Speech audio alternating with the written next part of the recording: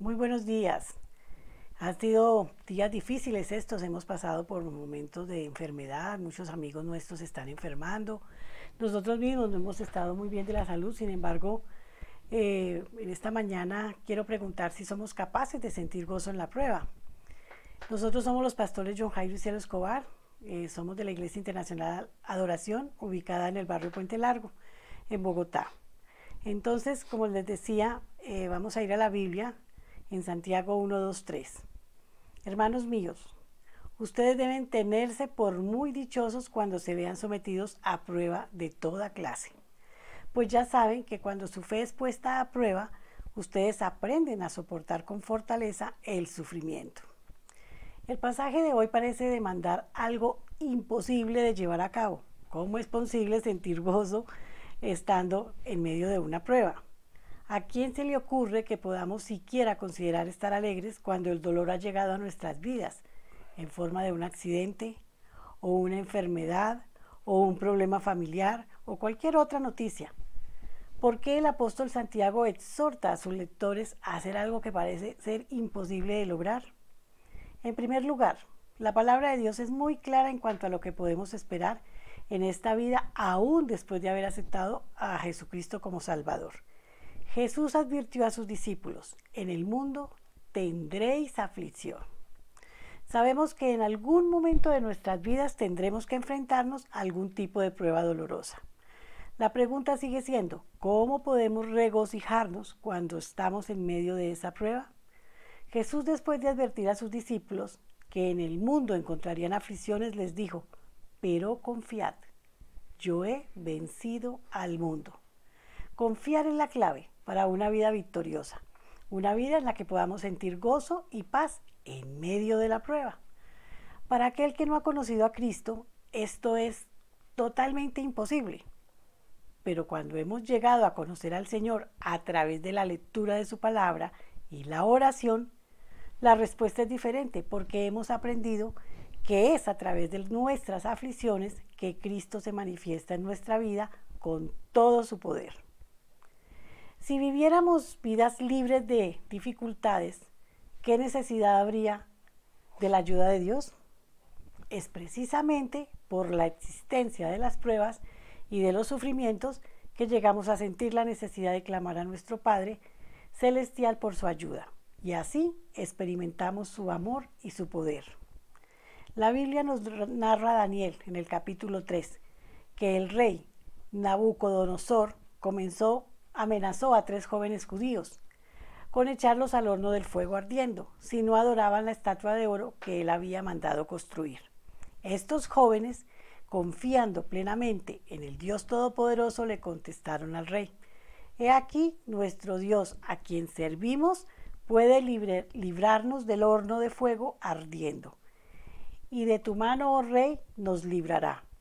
Y si no, sepas, oh rey, que no serviremos a tus dioses, ni tampoco adoraremos la estatua que has levantado. Seguidamente los jóvenes fueron atados de pies y manos y echados al horno de fuego. De allí, milagrosamente, salieron completamente ilesos. El Señor pudo haberlos librado de la prueba, pero la permitió porque Él conocía el resultado. El nombre de Dios fue glorificado en toda la nación, y el rey engrandeció a estos jóvenes en la provincia de Babilonia. Dice Daniel 3:30. Victoria total y absoluta. Cuando nos enfrentamos a un problema con la certeza de que Dios nos dará una solución o nos dará la fuerza para soportar, adquirimos fortaleza espiritual. Es como cuando entrenamos nuestro cuerpo físico en un gimnasio. A través del esfuerzo y de hacernos para levantar las pesas y de hacer cualquier otro ejercicio, desarrollamos nuestros músculos. También es sabido que los árboles que crecen frente al mar desarrollan raíces muy fuertes y profundas porque han tenido que soportar los embates de los fuertes vientos marinos. De la misma manera, nuestra fe se desarrolla como resultado de enfrentar las pruebas en esta vida, y su producto, como dice Santiago, es paciencia. Cuando estamos conscientes del beneficio espiritual que puede venir de una prueba, Cuando confiamos que Dios está al control y que no nos dejará ni nos desamparará, entonces podemos sentir el gozo si ponemos nuestra mirada en el resultado y no en las circunstancias. Por medio del poder del Espíritu Santo que mora en nosotros, podemos regocijarnos en medio de la prueba. No solo tenemos la seguridad de que Dios proveerá, sino también podemos confiar que si caminamos junto a Él estaremos mejor preparados para enfrentar todos los obstáculos que se nos presentan. Esta es la clave de nuestra victoria, hermanos, la plena confianza en nuestro Señor. La mejor decisión de todo ser humano es recibir a Jesucristo en su corazón. Él puede transformar desde lo más profundo de nuestro ser la forma de pensar y de actuar. Nosotros experimentamos ese cambio y será visible ante los demás. Ábrale las puertas de su corazón a Jesucristo y no se arrepentirá. En esta mañana, Padre Celestial, te doy infinitas gracias porque tu palabra me enseña y me da poder para soportar las pruebas y aún más para sentir gozo en medio de ellas, porque tú estás ahí. Gracias, Señor, por tu fidelidad y tu amor. En el nombre de nuestro Señor Jesucristo. Amén, amén, amén. Hermanos, quedamos en compañía de nuestro amado pastor, John Jairo González. Bueno, muy buenos días a todos. Dios los bendiga. Gracias por este momento precioso, porque una vez más estamos aquí usando estos medios que Dios provee para que podamos reunirnos como hermanos en la fe, hermanos en Cristo, por la sangre de Cristo, por Él y en Él. Muy bien, quiero continuar como en la línea en la que venía desde el domingo pasado, en la que empecé hablando de Elías y el gran hombre maravilloso un hombre normal, común y corriente como cualquiera de nosotros, como usted, como yo, con pasiones, con sentimientos, con emociones, pero al servicio de Dios, y que aprendió a escuchar la voz de Dios, pero lo más importante, empezó a orar conforme a lo que Dios quería.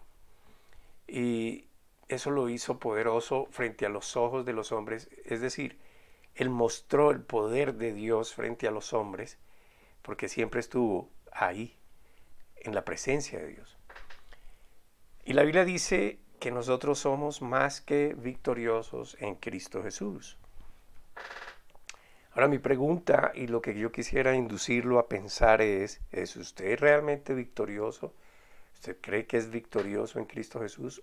¿Sabe por qué es victorioso? ¿O sencillamente se aprendió la frase? Y el tema de hoy es ese, pero es una afirmación, no es una pregunta. ¿Realmente soy victorioso? Porque hay que tener la certeza del por qué y en qué consiste esta victoria.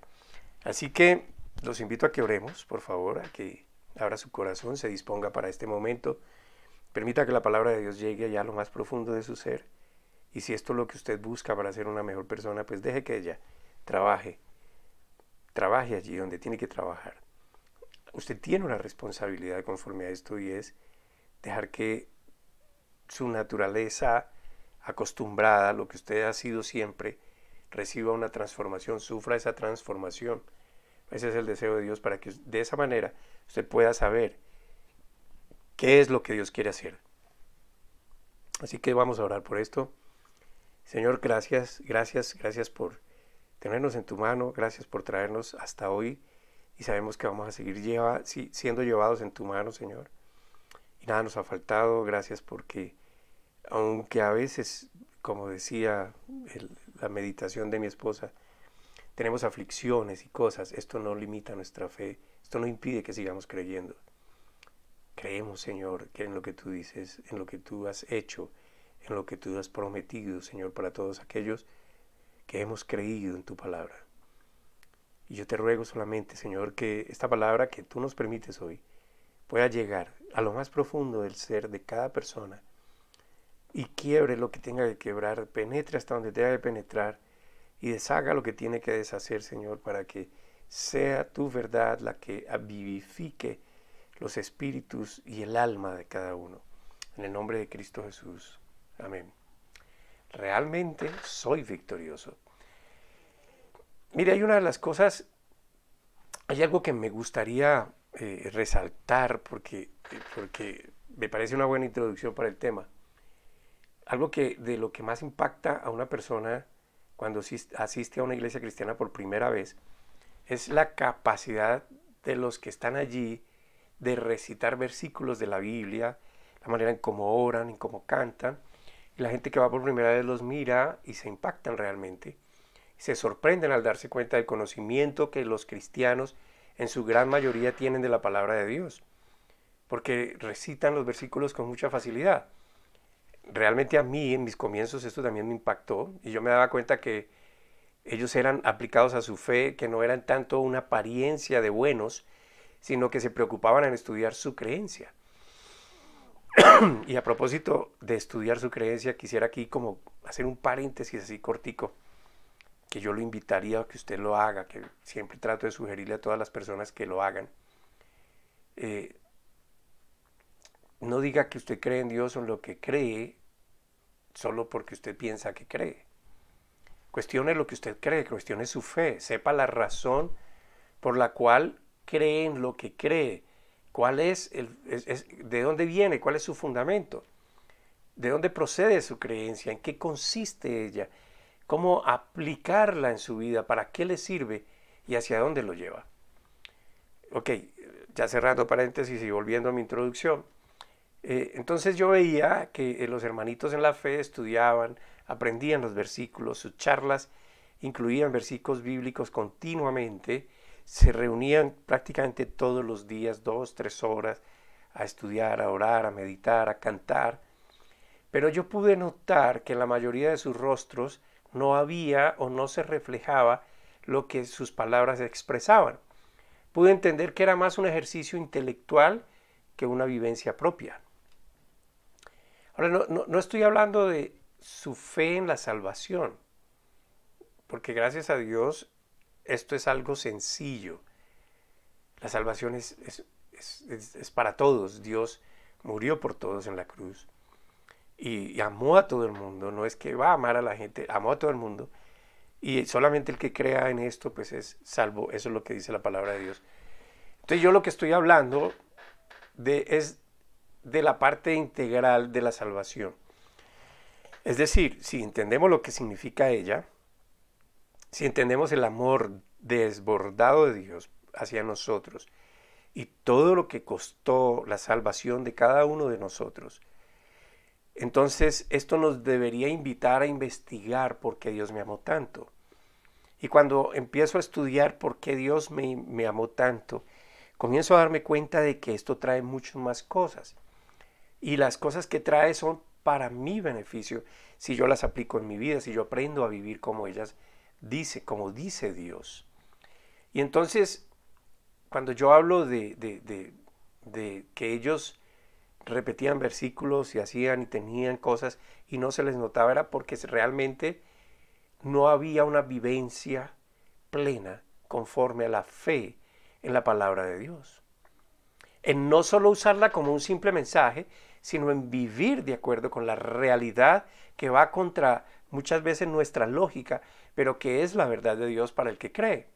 Por eso quiero seguir en la misma línea de enseñanza que inicié el domingo pasado, donde hacía un poco de énfasis en las emociones engañosas, esas emociones que cuando se descontrolan, cuando se convierten en una pasión desbordada y ellas controlan nuestra voluntad y producen que nuestras acciones se vayan en una dirección que seguramente muchas veces ni siquiera en total cordura lo hubiéramos hecho.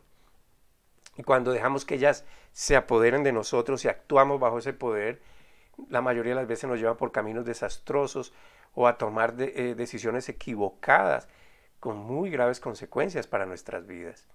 Entonces, yo hablaba de esto la semana pasada y hoy quiero hablar de la victoria real que debemos nosotros, los que decimos creer en el Señor Jesucristo y su palabra, debemos estar viviendo. No se trata simplemente de decir estoy en victoria, sino de saber por qué estoy en victoria, pero y a la vez experimentar el vivir en victoria. Entonces no es cuestión de hablar de Biblia solamente, no es cuestión de repetir versículos, ni de tener una apariencia de bueno, se trata de un cambio mental.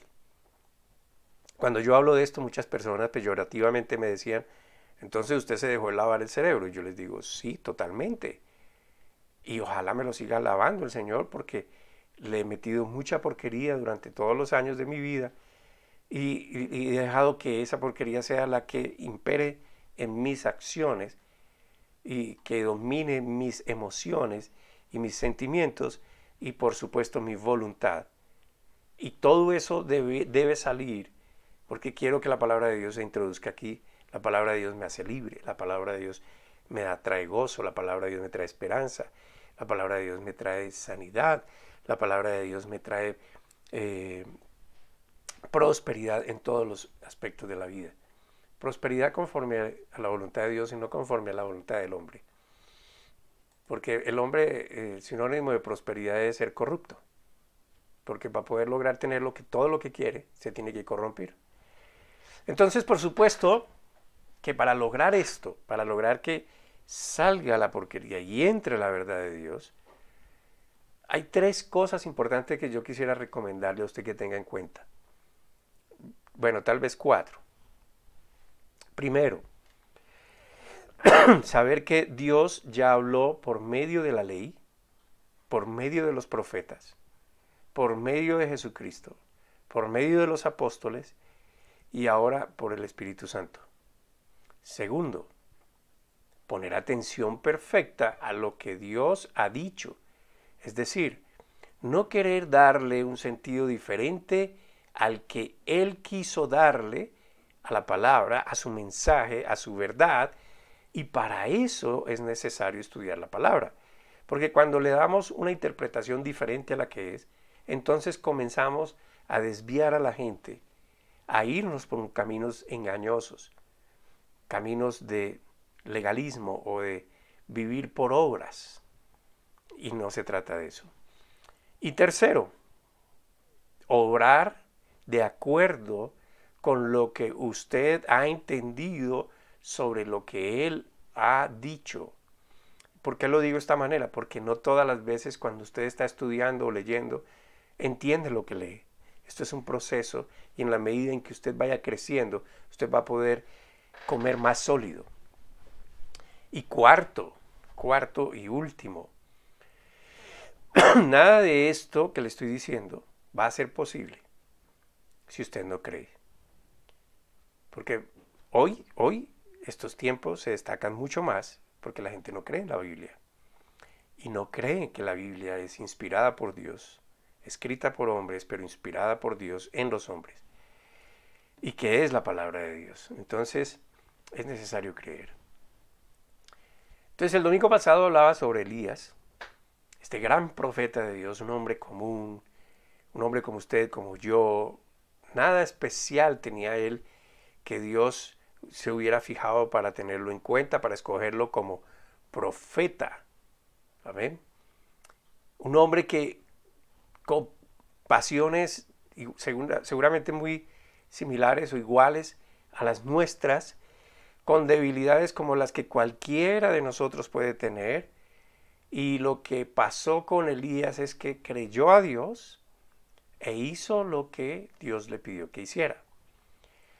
Por causa de esa obediencia de Elías, cuando él comenzó a obrar en lo que Dios le dijo, muchos que lo vieron obrar se dieron cuenta que todo ese poder manifiesto que salía a través de él o que sucedía cuando él hablaba, cuando él obraba, no venía de él mismo, sino de Dios.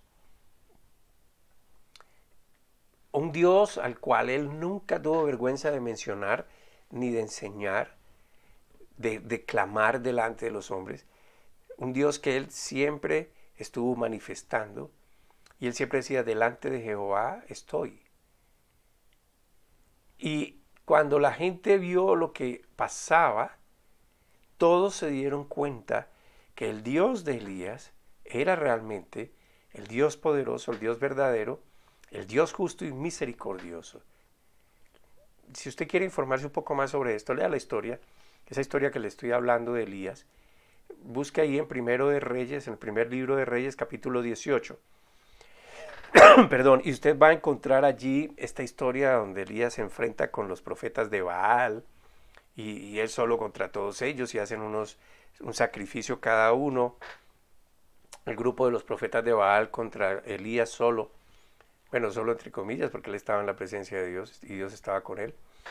Y entonces hacen digámoslo, este duelo de sacrificio y es entretenido leerlo y es espectacular porque es una historia verídica, sensacional, poderosa, que nos enseña mucho de ponernos a merced de lo que Dios quiere, no de lo que nosotros queremos. Entonces hoy quiero iniciar otra vez con Elías a propósito de lo que en este preciso momento todos en nuestro país estamos viviendo. Y es que estamos a puertas de movernos otra vez con más libertad. Dicen que esta semana pues hay reapertura de muchas cosas, ya se puede viajar de un municipio a otro. Bueno, hay municipios donde han tomado medidas restrictivas, pero hay una cierta libertad. Y muchos están anhelando esto. Y otros hemos estado orando por muchas cosas que por razón de la misma situación se han hecho evidentes en muchos hogares. Situaciones difíciles, de diferente naturaleza, cuando nos anuncian reapertura de casi todo. Entonces nosotros, cuando ya hemos vivido todo esto, estamos pensando que Dios se acordó y que por fin está respondiendo y que por fin vamos a ver la solución a muchos de sus problemas. Y sin duda creo que Dios responde a las oraciones de sus hijos, pero no siempre lo que creemos que es respuesta de Dios lo es. Porque nosotros somos egoístas en nuestro pedir. Porque no podemos determinar con exactitud las consecuencias de lo que pedimos y porque tampoco sabemos administrar lo principal de nuestras vidas, que es la vida misma. Después de la disputa entre Elías y los profetas de Baal, donde Dios le otorga la victoria contundente a Elías, y todos reconocen la grandeza del único y soberano Dios, los falsos profetas mueren por mano de Elías. Y acto seguido, Elías hace algo más que es igual de sorprendente. Vamos por favor allá en Primero de Reyes, capítulo 18, versículos 41 al 44. Perdón, Primero de Reyes 18, 41 al 44. Dice la palabra del Señor. Entonces Elías dijo a Acab: sube, come y bebe, porque una gran lluvia suena.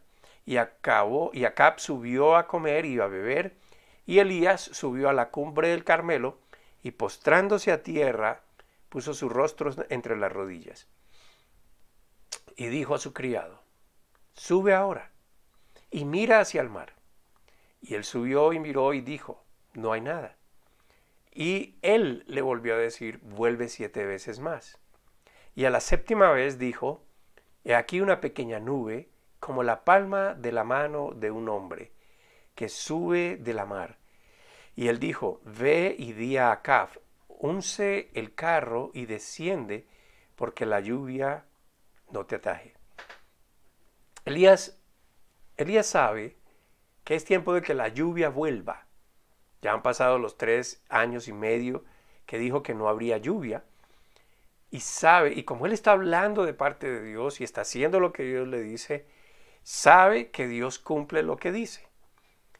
Y Elías solo dijo que no iba a llover por 3 años y medio. O sea que al final de los 3 años y medio, Elías sabe que va a llover y manda al criado a que mire dónde están las señales de la lluvia, pero no pasa nada. No hay nada, no se ve nada. Y lo único que ve después de repetidas veces, de estar yendo y mirando, ve una nube pequeñita. Pero ¿qué hace el hombre? El hombre de la fe, el que está convencido del poder de Dios, el hombre que depende de la voluntad de Dios, sigue obrando conforme a lo que sabe que Dios va a hacer y le dice a Acab que una gran lluvia suena cuando nadie más parecía oírla y solo está hablando Elías por fe en lo que Dios va a hacer.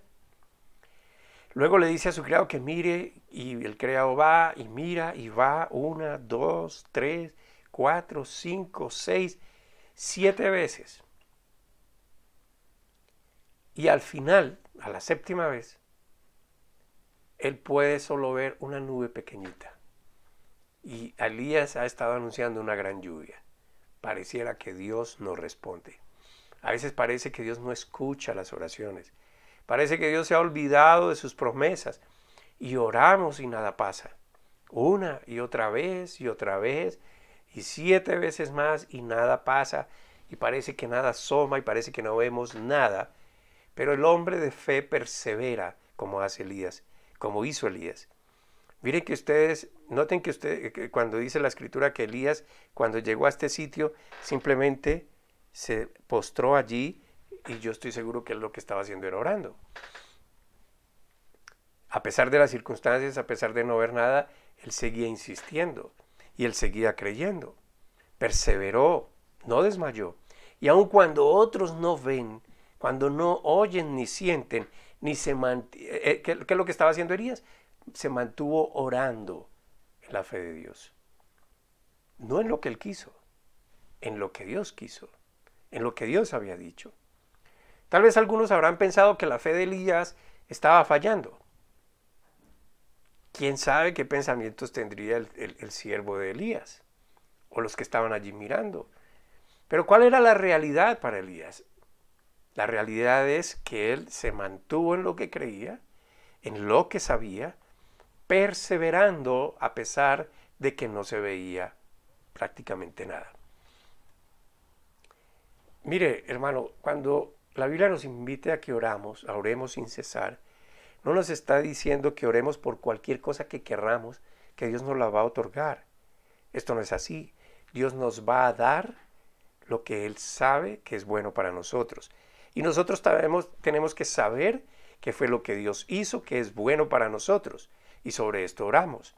Si usted se desgasta orando por casa, carro, beca, todas estas cosas, sencillamente Dios no responde a esas oraciones. Porque la voluntad de Dios no es que usted se distraiga con las cosas del mundo. Yo no estoy diciendo que Dios no quiera de pronto prosperar a la gente.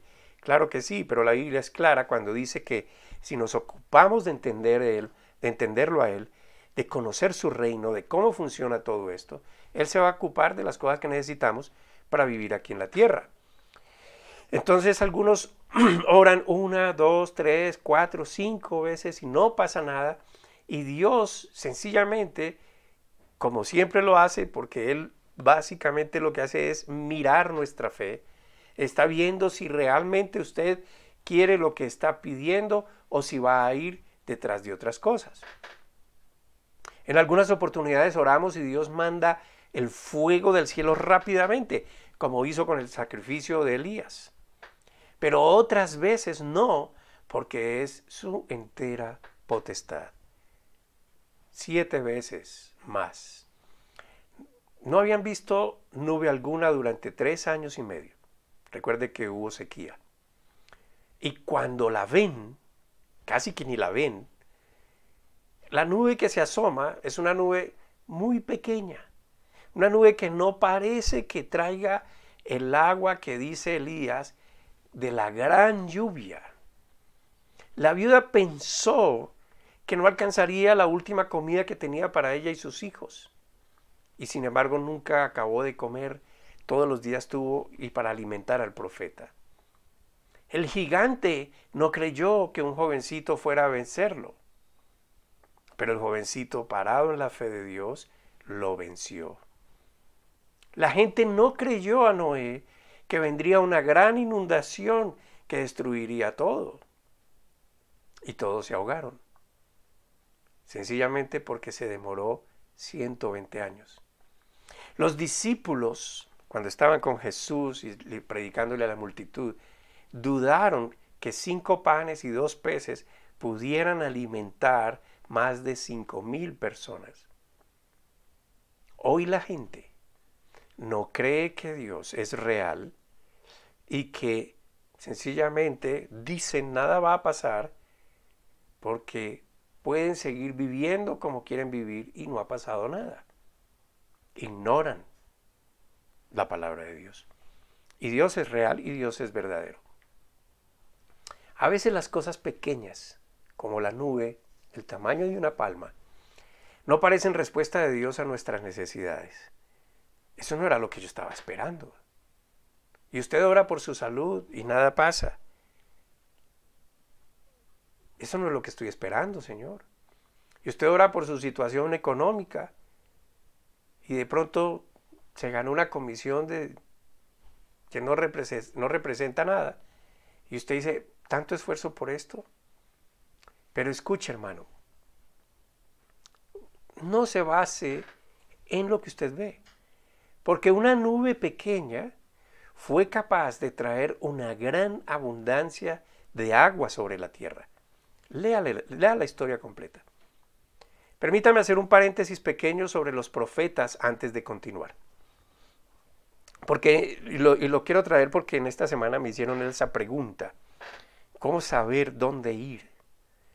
Y si bien es cierto, estoy hablando de profetas, porque en la historia de Elías se habla de profetas, los profetas de Baal y el profeta de Dios.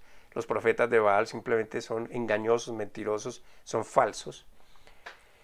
Pero básicamente la profecía, ¿quién la habla? El que habla de parte de Dios. ¿Y qué es lo que habla de parte de Dios? La Biblia. La Biblia fue inspirada por Dios. O sea que cuando uno habla de la palabra de Dios, eso es profecía lo que está hablando. ¿Cómo podemos distinguir o cómo usted puede distinguir a un profeta falso de un profeta verdadero? Solo voy a darle unas pistas, por favor. Y yo le pido que no vaya por ahí condenando a quien quiera que usted escuche. Amén. Si no está de acuerdo con lo que usted piensa, o si usted detecta que es un falso profeta, un falso maestro, un falso pastor, no vaya por ahí condenando, por favor. No vaya. Esa no es su misión, eso no es su trabajo. Déjele eso a Dios. Pero sí tenga cuidado de a quien escucha y aléjese si no está conforme a lo que Dios quiere. ¿Cómo se caracteriza? Le voy a dar unas pautas pequeñas. Un falso profeta. Un falso profeta trabaja con propósitos políticos para beneficio de él mismo. Abundan en posesiones, dan mensajes falsos y dicen solo lo que la gente quiere escuchar.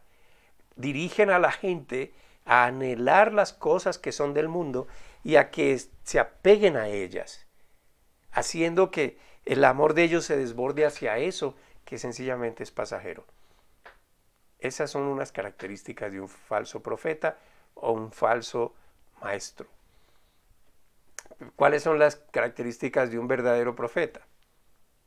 Pues lo contrario, trabaja con propósitos espirituales para servir a Dios, y servir a Dios es servir a la gente en los propósitos de Dios. Es decir, le está hablando a la gente para que la gente se conecte con Dios, vaya a conocer a Dios. No los está atrayendo hacia sí mismos. Un profeta verdadero posee poco o nada porque ha entendido que eso, la abundancia de cosas materiales, produce amor a lo corruptible y a lo pasajero. Vuelvo y digo, no es que no tengamos dignidad para vivir bien. Claro que sí, pero ese no es nuestro objetivo.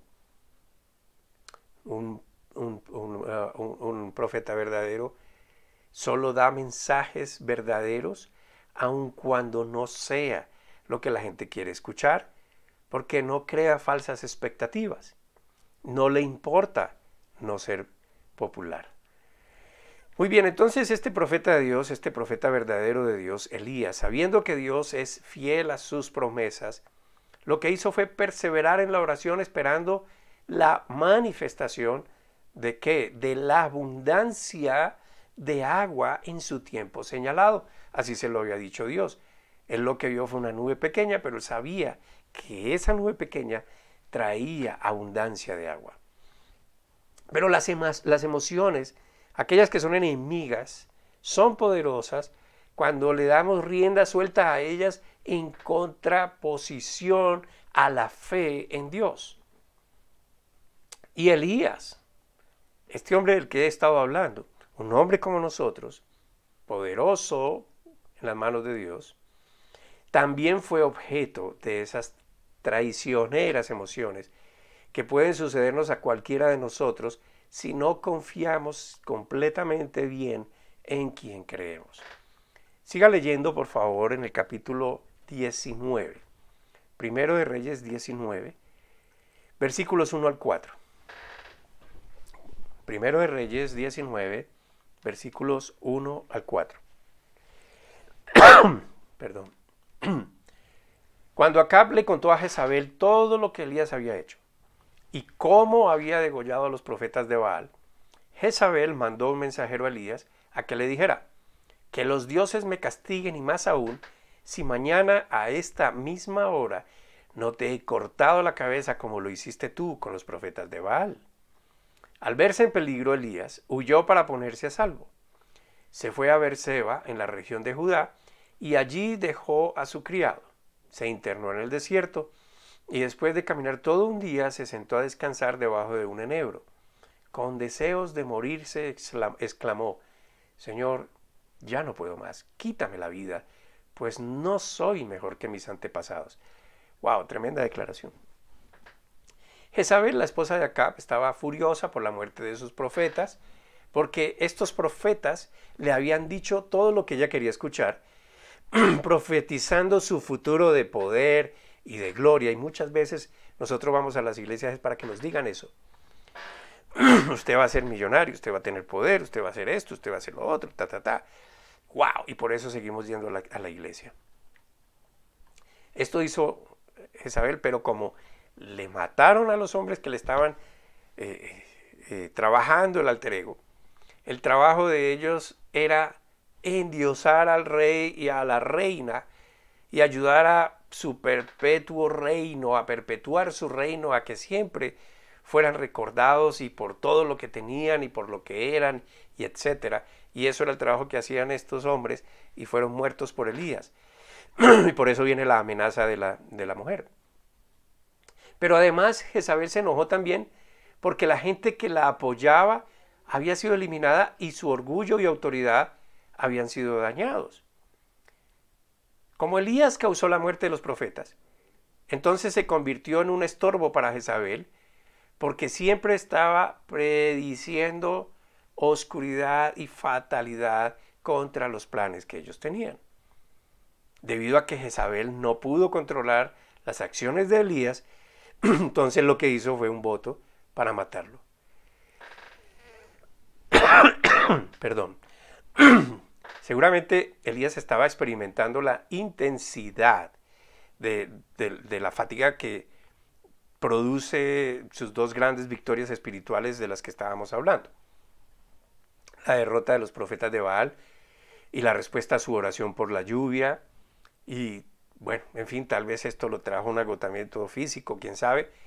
Y a menudo vienen estas emociones después de grandes victorias espirituales, especialmente aquellas que requieren esfuerzo físico o que producen una gran emoción.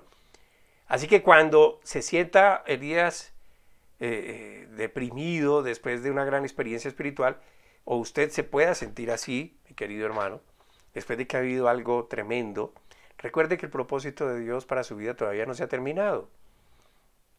Entonces el profeta Elías estaba tan desanimado por esa amenaza de muerte que huyó del lugar caminando por largo tiempo. Y esas emociones adversas que llegan y se meten en nuestra mente haciendo que la conducta se desvíe de todo propósito de Dios, este hombre que había hecho tan grandes prodigios, solo estimó sentarse a pensar que él era la única persona que todavía seguía leal a Dios, pero con el agravante de estar experimentando deseos de morirse. Tremendo. ¿Por qué Elías se sintió así? Cuando usted se vea tentado a sentir que es el único que permanece fiel a una tarea, que no se detenga para sentir lástima por usted mismo, la autocompasión diluirá lo bueno que usted está haciendo. Estoy seguro que, aunque no sepa quiénes son, hay otros que están obedeciendo fielmente a Dios y llevando a cabo sus deberes. Pero también recuerde que Dios tiene su vida en sus manos. Lo que yo quiero decirle con todo esto es que a pesar de que tenemos esas emociones que se desbordan de cuando en vez, usted tiene un objetivo que cumplir de parte de Dios en esta vida donde usted está. Bueno, eso sí es que su vida gira en total dependencia de Dios, porque de lo contrario, usted solo cree que esta vida es para lograr sus objetivos y nada más. Y así va a seguir viviendo. ¿Y tiene eso algo de malo? Pues depende mucho de si por eso es por lo que usted quiere vivir. Si para eso es lo que usted quiere vivir. Si su vida solo tiene como objetivo sus intereses, y si es así, cuando llegue el momento de dejar ese cuerpo, se dará cuenta que desperdició su vida completa en cosas que son vanas, pasajeras y sin valor alguno. Puede pasar que después de una gran victoria, después de todo este encierro que hemos estado sufriendo, después de un gran ministerio, usted pastor o líder espiritual, de muchas personas admirando su trabajo, usted encuentre que ha perdido muchas cosas, que el lugar donde estaba ya no es el mismo. Tal vez podrá confirmar que muchos se han ido, otros se han apartado, pero la persona que está en la presencia de Dios, el que tiene conciencia permanente del Todopoderoso en su vida, se podrá mantener firme porque siempre estará viendo a aquel que sostiene su vida. Solo tenga en cuenta que lo visible es lo que Satanás usa para sacarlo a usted del verdadero camino, del camino de Dios. Satanás le muestra malos reportes médicos, acusaciones legales por no pagar las deudas, resultados negativos que producen desánimo, agotamiento, depresión. Él usa el engaño al querer hacer que usted se fije en lo que no debe, porque es más fácil creer en lo que se ve que en lo que no se ve. Por el otro lado, y aun cuando Dios no se ve, la humanidad entera ha sido testigo del poder del invisible todopoderoso. Él es capaz de abrir las aguas, de alimentar las aves, de dar vida a los muertos, de traer esperanza y cumplir lo que nadie más, como perdonar sus pecados y nunca más acordarse de ellos, solo para que usted sepa que no tiene que tener temor alguno. Elías olvidó, mire, devuélvase en la lectura. Elías olvidó a esos cuervos que Dios mandó para que lo alimentaran de mañana y tarde. Olvidó a la viuda que solo tenía una comida más para ella y su hijo, y que con todo lo que Dios hizo se pudieron alimentar los tres por muchísimo tiempo. Olvidó al Dios de la resurrección que había dado vida a través de él a un jovencito. Olvidó cómo por fuego destruyó no solo el sacrificio, sino las piedras, el polvo y el agua que había sobre el altar. Olvidó la lluvia que vino en tiempo oportuno después de 3 años y medio. Todo, porque en un momento cualquiera, como le puede suceder a usted o a mí, cualquiera de nosotros podemos sucumbir en un instante en la fe por causa de una emoción enemiga, un pensamiento desubicado y olvidar todo lo que Dios ha hecho por nosotros, olvidar sus promesas sin importar qué tan fuertes estábamos el día inmediatamente anterior. El hecho de que usted pueda recibir un mal reporte, de que tenga un mal día o malos días, de que las cosas no salgan como lo esperaba, no quiere decir que Dios se ha olvidado de usted. Si usted solo se fija en esas cosas malas, si solo camina por lo que ve y por lo que oye, debería darse cuenta que está quitando la mirada de donde corresponde. Usted está mirando lo que se ve y no está mirando el que no se ve. Elías se fue, se recostó debajo de un árbol y pensando mal, porque ¿qué estaba pensando? Quería morirse, se durmió. Solo se abandonó a su suerte, olvidando la oración que solía tener con Dios, solo porque una mujer poderosa lo amenazó. ¿En qué se fija usted? ¿Se fija en usted mismo? ¿Se fija en los malos reportes? ¿Se fija en sus debilidades? ¿O mantiene su mirada en Dios? Ahora, yo no quiero decir que usted entonces deba enfrentarse a todo peligro, porque como usted tiene fe y Dios está con usted, nada le va a pasar. Mira, hermano, hay que ser sabio. La palabra dice, no tentarás al Señor tu Dios. Solo lo que quiero decir con esto es que siga concentrado en lo que es realmente poderoso, misericordioso, sabio y amoroso que es Dios, y Él verá lo que hace con usted. Hay mucha gente atemorizada porque están creyendo más en lo que ven y oyen que en lo que Dios dice. Eso solo muestra cuánto tiempo están dedicando su atención, su concentración a lo que no deben. Y por ese miedo están tomando decisiones sobre sus vidas. Mire el ejemplo en el comportamiento de Elías. Cuando Elías hizo caso de sus emociones enemigas, de su temor, salió huyendo por miedo de Jezabel, una mujer que está prácticamente perdiendo poder, que tiene, porque se le murieron sus poderosos, sus profetas, que tiene sus días contados sobre la tierra porque es tal cual como somos nosotros, y que tiene sus días aún contados en el cielo porque no va a vivir eternamente junto a Dios. Sus profetas están muertos y aún así, ¿qué es lo que hace Elías? Corre, desea su propia muerte. Este hombre comenzó a fijarse en él mismo. Mientras estuvo en la presencia de Dios, se fijó en Dios y no en él, hizo grandes cosas, hizo maravillas, cosas maravillosas, pero cuando escuchó el mal reporte, se concentró en eso y entonces comenzó a correr, a desear morirse. Si realmente estamos aprendiendo a depender de Dios, eso es lo que debemos vivir. Amén, dependiendo de Dios. Tiene que conocer qué es lo que Dios tiene para usted, qué es lo que Dios ha hecho por usted, en dónde es que Dios quiere colocarlo. No importa lo que aceche contra su salud, sus finanzas, todo lo concerniente a su vida. Dios ha prometido que provee para todo eso. Wow, me vino un pensamiento a la cabeza. Y de pronto algunos estarán diciendo, pastor, ¿y usted por qué sigue con ese problema? Yo le voy a decir, hermano, mire, yo he aprendido que mi vida no va a terminar aquí. Mi vida no depende de este cuerpo. Mi vida depende de Dios. Y Dios me ha prometido vida, y vida en abundancia. Y me la ha prometido, y sé que para allá voy.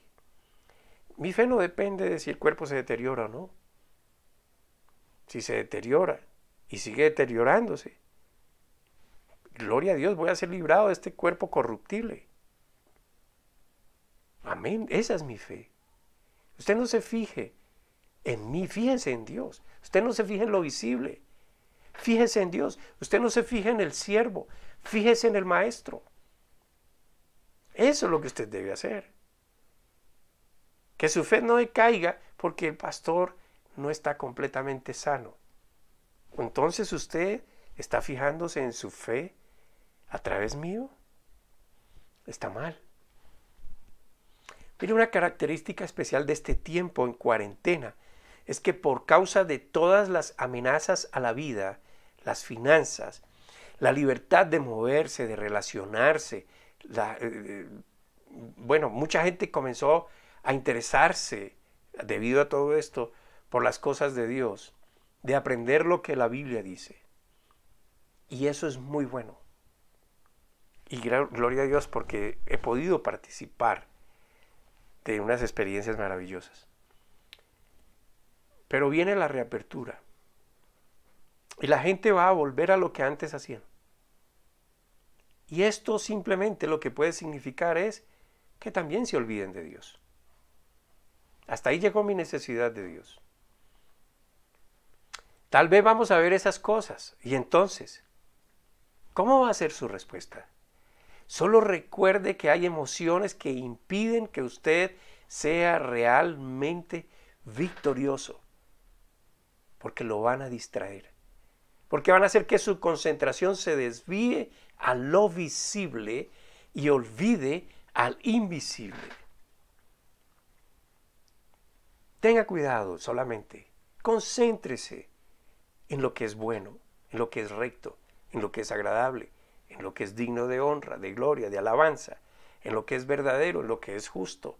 Ese es Dios. Para terminar, le voy a dejar una escritura.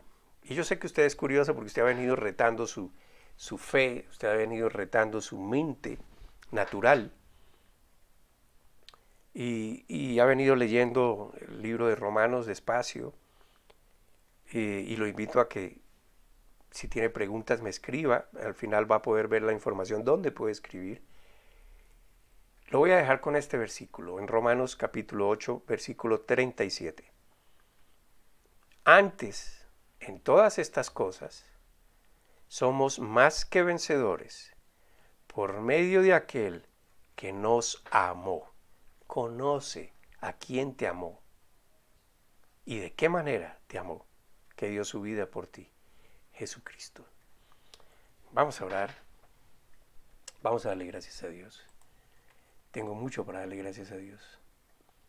Padre bueno, te doy gracias. Gracias, infinitas gracias, porque mi vida está en tus manos, porque la vida de todos está en tus manos, pero de nuestra fe en lo que has hecho, de conocerte y tus intenciones, tu propósito, depende, Señor, nuestro futuro eterno. Yo solo ruego, Señor, que yo pueda hacer bien mi oficio de traer tu mensaje.